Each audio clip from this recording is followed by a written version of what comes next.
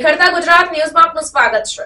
મુખ્યમંત્રી ભૂપેન્દ્ર પટેલે ધંધુકા ખાતે રાષ્ટ્રીય શાયર શ્રી ઝવેરચંદ મેઘાણી મ્યુઝિયમનું લોકાર્પણ કર્યું। મુખ્યમંત્રી ભૂપેન્દ્ર પટેલે પોતાના ધંધુકા પ્રવાસ દરમિયાન રેસ્ટ હાઉસ ખાતે રાષ્ટ્રીય શાયર ઝવેરચંદ મેઘાણી મ્યુઝિયમનું લોકાર્પણ કર્યું હતું। આ તકે પ્રવાસન મંત્રી મુળુભાઈ બેરા પણ ઉપસ્થિત રહ્યા હતા। મુખ્યમંત્રી ભૂપેન્દ્ર પટેલે ઝવેરચંદ મેઘાણીને પુષ્પાંજલિ અર્પણ કરી નમન કર્યા હતા।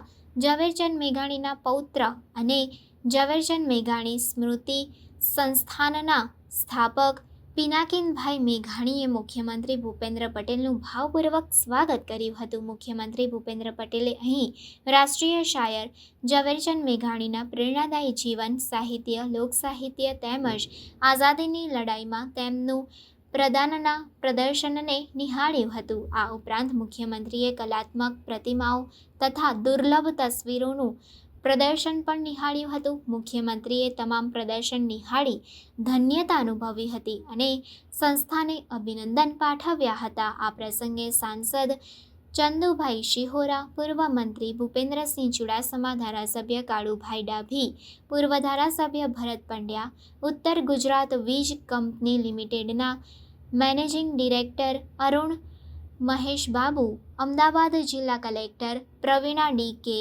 જિલ્લા વિકાસ અધિકારી વિદેહ ખરે, લોકગાયક અભયસિંહ રાઠોડ સહિતના મહાનુભાવો ઉપસ્થિત રહ્યા હતા।